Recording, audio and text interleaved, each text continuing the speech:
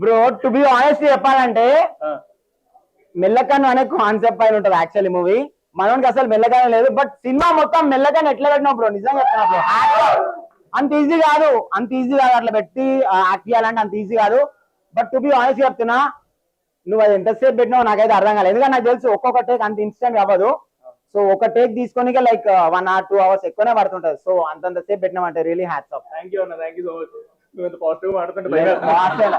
And మీది ఏటి ఎక్కడ ఉంటాను బ్రో? మనం యాక్టింగ్ అయితే next level. To be honest చెప్పాలంటే లైక్ డెబ్యూ మూవీ మీది.